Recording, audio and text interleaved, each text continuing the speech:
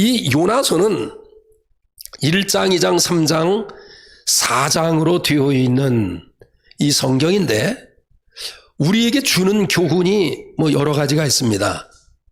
먼저 이 요나에 대한 이야기를 이 스토리로 말씀을 드린다고 하면 하나님께서 이 요나가 처음에는 북이스라엘을 향한 예언자였었는데 어느 날 하나님께서 후기에 그 말년에 그 복음을 전하는 그 지역을 바꿨어요. 근데 바꾼 지역이 아수르라고 하는 나라였고 그 아수르라고 하는 나라의 수도인 니느웨라고 하는 곳에 가서 복음을 증거하라고 하는 거야. 그들에게 하나님의 말씀을 전하라고 하는 거야.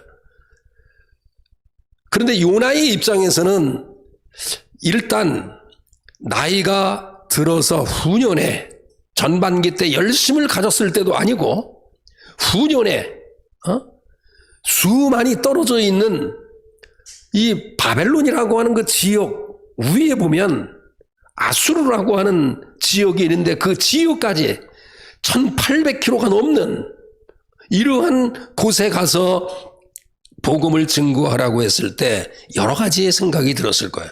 근데 그 중에 하나가 아수르라고 하는 나라는 계속해서 주변 변방에 있는 국가들에 대해서 굉장히 악랄하게 착취하고 빼앗아가고 사람을 죽이고 하면서 세계를 하나로 만들어 가던 세계를 제국화시켜 나가는 가운데 가장 신생 국가로서 악랄한 이런 민족이었습니다. 그러니까 아수르를 제외한 모든 나라들은 아수르를 다 싫어하는 거예요. 아수르가 망했으면, 아수르가 저러다가 하나님의 징벌을 받았으면 대부분 그런 마음을 가졌어요. 왜 그러냐면 그 아수르의 그 악랄함이라고 하는 것은 어느 정도였냐면 아수르가 주변 나라를 침략해서 그 나라를 아수르 나라로 이렇게 예속시켰으면 꼭 전례적으로 항상 취하는 습관이 있었어요. 그때 당시에 전쟁에서 승리하면 전쟁에서 패해서 죽은 사람들의 목을 잘라서 머리를 산더미처럼 쌓아놓고 그 지나가는 사람들로 하여금 우리 민족은 이런 민족이야. 우리 민족은 이렇게 강한 민족이야. 이런 것을 보여줌으로 인해서 주변의 나라에 공포심을 주장하던 그런 나라가 아수르였습니다. 그런데 요나에게 가서 아수르에 가서 니느웨에 가서 복음을 전하라. 1장에 있는 말씀 2절에 보면 그 악독이 내 앞에 상달되었다. 얼마나 이 아수르 니느웨 그 지역이 악독이 가득했는지 가서 그 악독이 내 앞에 상달되었으니 그들이 말씀으로 돌아오도록, 그들이 이방인이지만 하나님께 돌아오도록, 하나님을 믿을 수 있도록 그렇게 가서 외치라 라고 이야기했을 때 요나는 자기의 선입견이 있었고 자기의 생각이 있었던 거야. 자기의 생각과는 하나님의 생각이 너무 다르는 거예요. 자기의 주관과 자기의 의지와는 전혀 다르게, 지금 아수르는 세상이 다 미워하는 나라이기 때문에 그냥 악독이 가득해서 하나님의 저주를 받을 만한 민족이라고 한다고 하면 다 박수를 쳐야 할 텐데 가서 죄를 회개하라고 하는 이야기를 했을 때 하나님은 인내하시고 오래 참으시는 분이시면서 돌이키는 이런 자에게 멸망을 예고했다 할지라도 돌이키시는 그 하나님을 알고 있기 때문에 요나는 거부하고 가라고 하는 방향에서 정반대 방향 다시스라고 하는 곳으로 배를 타고 가다가 큰 풍랑이 일고 그 풍랑이 일어나는 가운데 선원이나 선장들이 생각할 때에 이 풍랑과 이 바다의 이 롤링, 이것은 평범한 것이 아니라고 하는 것을 깨달았던 거예요. 그들은 배를 한두 번 운행한 사람이 아니기 때문에 지금 이 풍랑이 흉용해서 계속해서 일어나는데 배는 뒤집히지 않고 그냥 배를 막 흔들어대는 거예요. 그러니까 그 안에 있었던 많은 사람들, 선원들은 이방인으로서 자기가 믿고 있었던 이방신들에게 기도하면서 하나님 그들이 믿는 신을 부르면서 기도를 했고, 선장도 마찬가지예요. 근데 그렇게 그 배가 흔들리고 풍랑이 일어가면서 배가 뒤집히려고 하는 그 상황 속에 있는데도 불구하고 저 배 밑창에 내려가서 깊이 잠든 한 사람이 있었는데 바로 요나라고 하는 인물이었습니다. 근데 선장이 후에 그것을 알고 요나를 찾아가서 배 밑으로 내려가서 선장이 그에게 다가가서 어찌함이냐, 지금 밖에서는 난리고 지금 배가 뒤집힐 상황에서 자기들이 믿고 있는 신에게 부르짖고 구해달라고 하면서 배를 가볍게 하기 위해서 모든 짐을 다 바다로 던지는 상황 속에 있는데 너는 어떻게 배 밑창에서 그렇게 편히 잠을 잘 수가 있겠는가? 넌 누구냐? 내가 믿는 하나님에게 간구하고 부르짖어라. 그때서야 그 요나에게 계속해서 엄습해오는 한 가지가 있었습니다. 이미 선장이나 그리고 선원들도 이 배가 흔들리고 풍랑이 일어나는 것은 평상시와 같지 않기 때문에 이 배 안에 누군가가 큰 죄를 지은 사람이 있어서 신이 그를 깨닫게 하기 위해서 이 배를 흔든다고 하는 것을 그들도 알고 있고 요나도 알고 있었어요. 그래서 결국은 자기는 많은 사람들 앞에, 그 선원과 선장 앞에서 나는 히브리인이다, 나는 하나님을 믿는 백성이다, 그런데 내가 하나님께서 이렇게 해서 니느웨라고 하는 곳에 가서 복음을 증거하라고 했는데 내가 그 하나님의 말씀에 이해하지 못하고 하나님의 뜻을 이해하지 못하고 내 뜻과는 정반대이기 때문에 내가 다시스로 가다가 이 배를 탔는데 내 죄 때문에 지금 이런 일이 벌어지고 있는 것이다. 그에 앞서서 그 분명히 사람들이 생각할 때 배가 흔들리고 풍랑이 일어나는 막 이런 것은 어떤 죄인이 있어서 그렇다라고 하는 것 때문에 그 당시에 고대 사회에서 늘 상용하고 있었던 제비뽑기를 했는데 우연의 일치인지 요나가 딱 걸린 거야. 결국은 요나가 자기의 신분을 밝히고 나의 죄 때문이라, 그러므로 나를 배에, 이 풍랑이 이를 잃고 있는 이 바다에 나를 던지라. 그 사람들이 끝까지 육지로 그 벌이라고 하는 요나의 말을 듣고도 같이 함께 가려고 육지를 향해서 가려고 하는데 배는 계속 흔들리고 풍랑은 계속 일어나는 상황 속에서 어쩔 수 없으니까 결국은 선원들이 들어서 요나를 바다 밑으로 던지게 되는 것을 볼 수가 있어요. 그런데 던졌을 때 그때의 1장 17절을 한번 보겠습니다. 1장 17절. 1장 17절에 보면 요나의 서에서 기록되어진 말씀 가운데 계속해서 반복되어지는 말씀이 있어요. 그것이 예비되었다, 이런 말이에요. 예비되었다. 여러분이 여호와 이레 이런 말 아시죠? 여호와 이레. 여호와라고 하는 말은 우리가 말 그대로 그분은 살아계시다 이런 말이에요. 이레라고 하는 것은 준비하셨다 이런 말입니다. 바로 하나님께서 그 선원들이 요나를 들고 풍랑이 잃고 하는 그 계속해서 흉흉하게 그 풍랑이 이는 그 바다에 던졌을 때 17절을 한번 읽어보겠습니다. 시작. 여호와께서 이미 큰 물고기를 예비하사 요나를 삼키게 하셨다. 여기에 보면 여호와께서 예비하셨다라는 말씀이 있어요.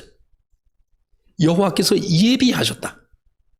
지금 요나의 입장에서 볼 때는 가장 위기에 빠지는 거예요. 요나를 들어서 선원들이 바다로 던졌을 때는 이미 죽음을 각오한 거야.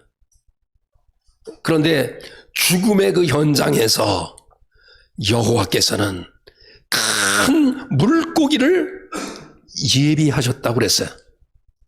저와 여러분에게 있어서 인생을 살아갈 때 요나와 같이 큰 위기에 빠졌을 때, 풍랑에 빠져서 허우적거리면서 좀 빠져 들어갈 수밖에 없는 그 상황 속에 있다 할지라도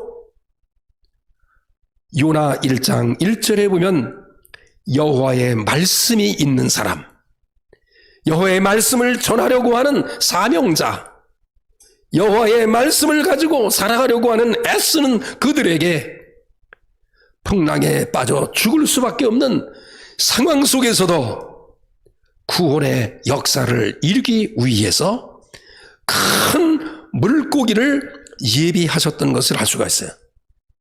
그런데 하나님께서 그 요나가 풍랑에 그 던져질 때에 큰 널판떼기, 다시 말하면 그가 바다로 던져졌을 때 큰 널판떼기를 준비해서 요나를 그 널판떼기에 떨어지게 했다고 하면 요나는 아무런 어려움도 없이 아마 구원을 받을 수 있었을 수도 있어요.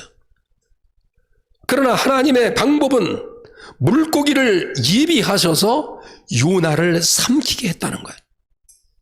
여기에 보면 물고기가 먹었다라고 표현되어 있지 않았어요. 물고기가 먹었다 하면 죽는 거예요. 그러나 물고기가 삼켰다라고 그렇게 되어 있어요. 그런데 물고기가 요나를 삼켰는데 놀라운 일이 벌어졌는데 낮밤을 이렇게 3일 동안 지내는 가운데도 그 물속에서 물고기 뱃속에서 요나가 생존하고 있었다는 거예요.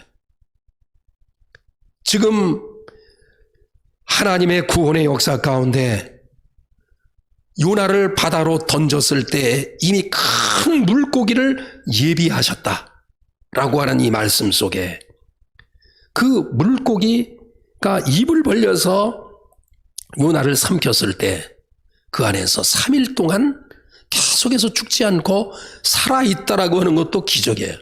그런데 그 안에서 2장 1절에 있는 말씀에서 보면 물속의 뱃속에서 그의 하나님께 기도하는 것을 볼 수가 있어요. 기도할 때에 그가 얼마나 지금 큰 물고기 속에 들어가 있는 그 위치가 얼마나 고통스러운지 내가 수울의 뱃속에 있는 것과 같다. 이 수울이라고 하는 것은 쉽게 말하면 음부, 지옥. 이 수울이라고 하는 것은 끝없이 떨어지는, 보이지 않는 곳으로 끝없이 떨어지는 그런 것을 가리켜서 수울이라고 그래요. 그러니까 얼마나 요나가 그 큰 물고기 뱃속에 들어갔을 때 얼마나 그 암흑과 그 두려움이 있었는지 수울의 뱃속에서 있었다라고 하는 그런 고백을 하고 있는 것을 알 수가 있습니다.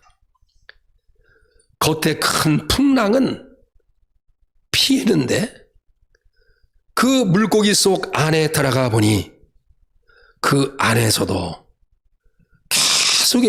계속해서 잔 물결들이 노아를 삼키려고 하는 거예요. 그런데 그런 가운데도 그 요나의 기도의 고백 가운데 하나는 9절에 보면 2장 9절에 보면 나의 소원을 주께 갖겠나이다. 하나님, 제가 이 큰 물고기 안에서 죽을 것과 같은 이 상황 속에서 제가 기도를 드립니다. 비록 하나님의 말씀에 불순종해서 이런 일이 벌어졌는데 다시금 하나님 살려주시면 제가 하나님께서 가라고 하는 곳으로 가겠습니다. 하나님, 나의 소원을 응답해 주옵소서. 그러면서 큰 물고기 뱃속에서 하나님에 대한 고백을 하는데 구원은 여호와께 속하였나이다. 우리 한번 쫓아가겠습니다. 구원은 여호와께 속하였나이다. 아무리 풍랑이 있는 가운데도 큰 물고기를 예비하셨다 그랬어요. 하나님은 여호와 이레의 하나님이에요. 큰 풍랑이 있는 곳에서도 큰 물고기를 준비하셨고, 물고기가 삼킨 가운데 있었다 할지라도 그 삼킨 그곳에서 그 큰 물고기 뱃속 안에서도 생명은 끊어지지 않았지만 계속해서 그 안에 삼켜진 여러 가지 이물질, 음식 찌꺼기, 이러한 많은 해초, 이런 것에 뒤엉켜서 죽을 수밖에 없는 그 상황 속에 있을 때 요나의 간절한 부르짖음은, 하나님, 제가 사명을 잘 감당하겠습니다. 제가 비록 이 어려운 상황에 있지만 늦게라도 지금의 이 상황 속에서 깨달았으니 사명을 감당하겠습니다. 그러면서 그의 굳건한 믿음의 기도를 해요. 그 기도가 구원은 여호와께 있습니다. 저와 여러분에게 있어서 구원은 여호와께 있음을 고백하는 저와 여러분이 될 수 있기를 간절히 축원합니다. 우리 한번 조창하겠습니다. 구원은 여호와께 있습니다. 요나가 그 큰 물고기 뱃속 안에서 생명은 유지가 되는 거야. 그러나 그 안에서도 고래가 먹은 그 수초, 해초, 이런 것에 의해서 뒤엉키는 가운데도 생명은 끊어지지 않지만 그 가운데서 구원은 여호와께 있습니다라고 하는 이런 고백을 하게 되는 것을 알 수가 있어요. 그런데 그 음성을 들으시고 하나님께서, 여호와 하나님께서 그 물고기에게 말씀하셨어요. 토해내라. 그 토해내라고 하는 그 말씀이 떨어질 때에 3일이 지난 거예요. 그러고 난 다음에 오늘 본문에 있는 말씀 앞장에 보면, 3장에 보면 그 정신을 차려서 다시금 사명을 감당하겠다고 고래 뱃속에서, 큰 물고기 뱃속에서 기도하고 서원했던 그에게 1장 2절에 있는 말씀과 같이, 3절에 있는 말씀과 같이 일어나라. 그리고 니느웨로 가서 일어나라. 그리고 가라. 그리고 내가 네게 명한 바를 그들에게 선포하라. 1장 3절에 보면 똑같습니다. 일어나라. 가라. 그리고 외쳐라. 처음에는 부정했어요. 그러나 자기가 소원했고 자기가 깨닫고 그렇게 됨으로 말미암아 하나님의 말씀에 순종합니다. 그러나 아직까지도 요나는 자기가 기도의 응답으로 인해서 가긴 가지만 하나님의 뜻을 알지 못하는 거예요. 하나님의 의지를 알지 못하는 거예요. 하나님의 통치를 알지 못하는 거예요. 하나님의 다스림을 알지 못하는 거예요. 즉 하나님의 주권적인 역사를 알지 못하는 거예요. 저와 여러분이 신앙생활할 때에 하나님의 의지, 하나님의 주권을 다 이해할 수 있던가요? 내가 일평생, 아니 내가 하나님 앞에 열심히 기도하면서 믿음 생활하는데 계속해서 나의 생각과는 달리 수없이 요나가 어려움을 당하는 것처럼 어려움이 지속될 때 남이 잘 되고, 아니 남이 망해야 되는데 더 흥하게 되는 조건이 있다고 하면 여러분 하나님의 생각과 같은가요? 나는 열심히 살아가요. 근데 일평생 나의 몸이 건강이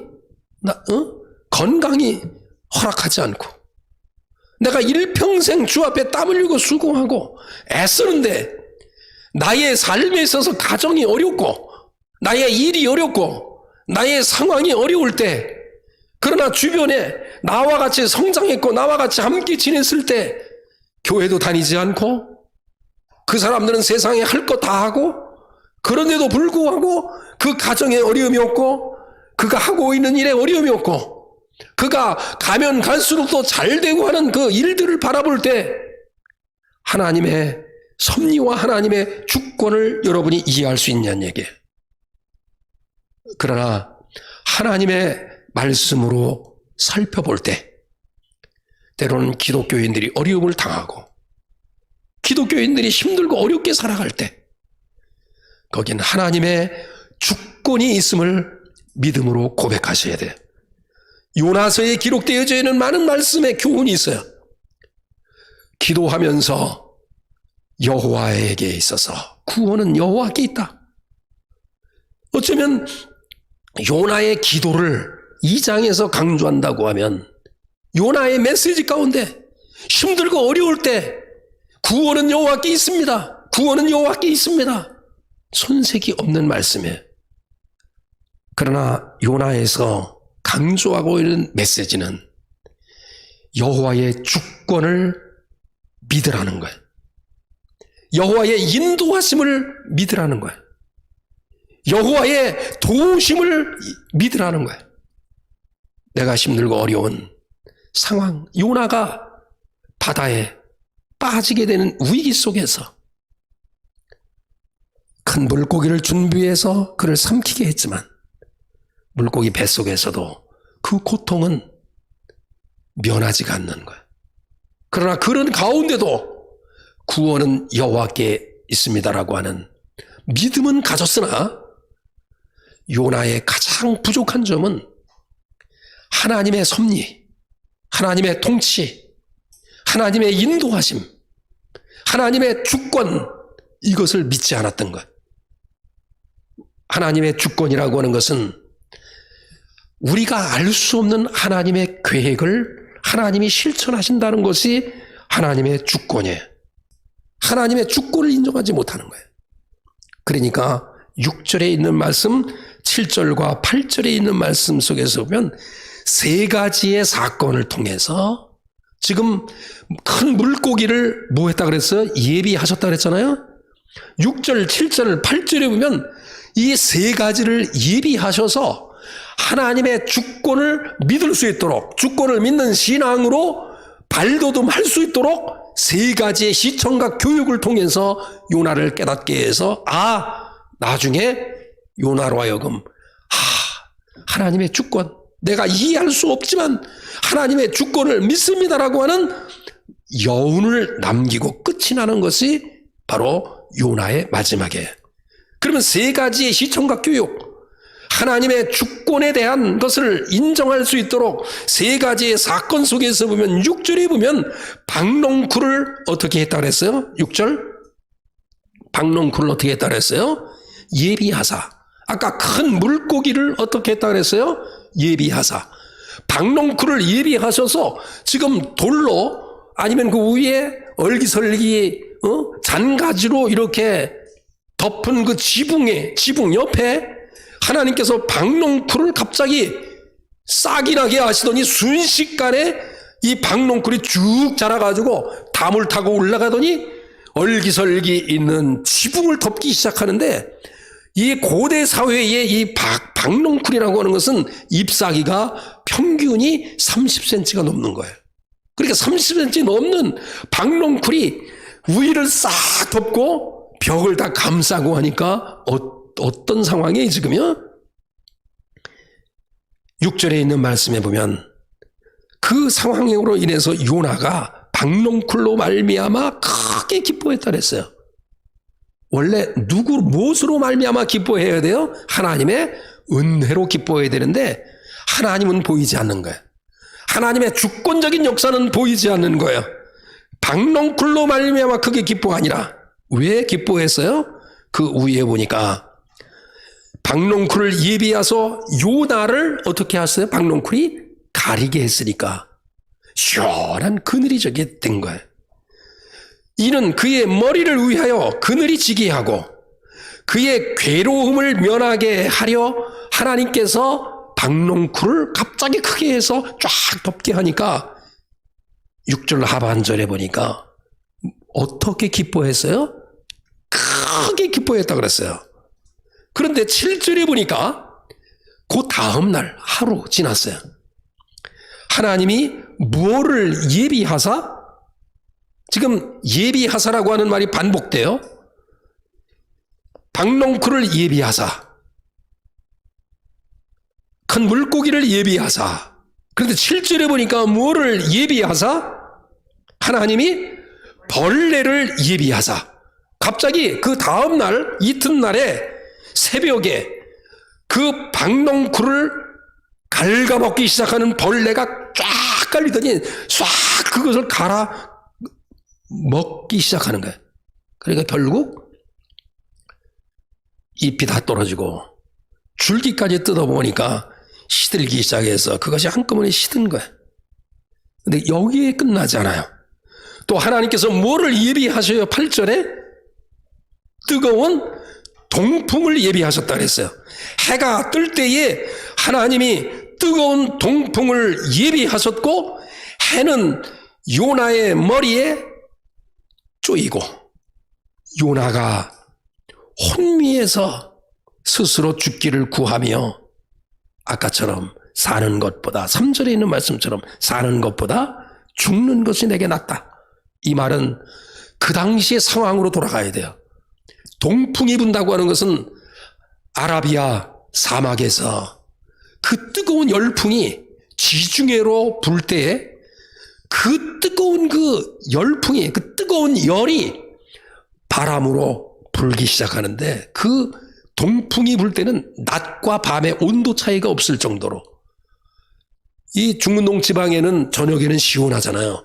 그런데 동풍이 불 때는 저녁이나 낮이나 그 뜨거움이 변하지 않는 거예요. 그러니까 사람들이 혼미해서 동풍이 불 때는 너무너무 힘든 거예요. 여러분, 지지난 연도인가요? 얼마나 더웠어요. 낮과 밤이 뜨거워서, 이건 아무것도 아니에요. 그거 3배 이상의 뜨거움이 지속되니까 차라리 죽는 것이 내게 낫도다.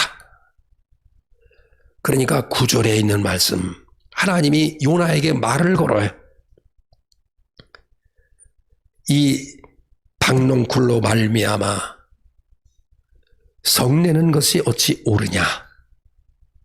다시 말하면 식물 하나, 너를 도왔던, 너에게 도움을 줬던 이 식물이 죽었다고 해서 너가 성내는 것이 옳으냐.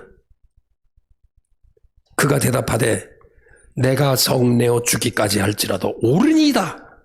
그러니까 10절에 있는 말씀, 여호와께서 말씀하시는데 내가 수고도 아니하였고 재배도 아니하였고 하룻밤에 났다가 하룻밤에 말라버린 이 박농쿨을 아꼈거든. 그러니까 이 식물을, 너 잠시 도와준, 하루를 도와줬다고 하는 이 식물을 그렇게 아끼고 사랑했거든. 그렇게 그 박농쿨이 죽어가는 것을 그렇게 아꼈거든. 사랑했거든. 하물며 11절, 큰 성읍 니느웨에는 좌우를 분별하지 못하는 몇 명의 사람이 있었어요? 12만 명의 사람이 있다. 식물보다 사람이 어떻다는 거예요? 중하다는 거 아니겠어요? 식물보다 뭐가 더 귀해요, 보통? 가축이 귀중한 거 아니겠어요?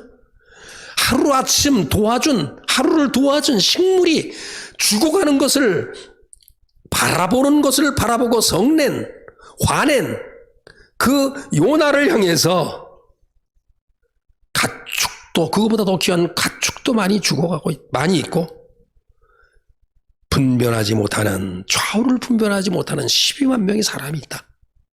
이 이야기는 무슨 이야기 하고 있는 건가요? 하나님께서 요나에게 너 가라 라고 했을 때 아수로만 생각하면 답답한 거예요. 근데 가라고 하니까 이해하지 못하는 거예요. 결국은 이 3가지의 사건은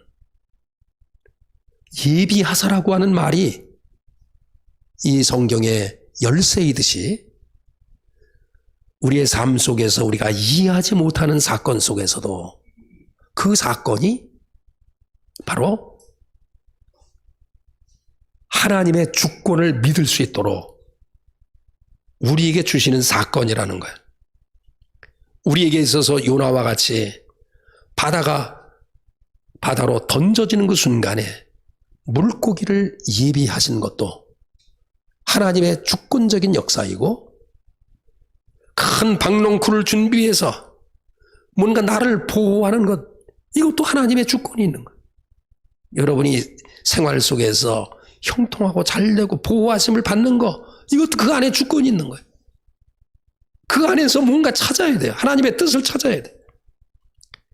박농쿨을 갉아먹는 벌레를 예비하사 다 깎아먹고, 다 내가 지금 위에서 햇볕으로 쏘이는 그 뜨거움과 동풍이 불어서 그 뜨거움 속에서도 하나님께서 동풍을 예비하셨다 그랬어요.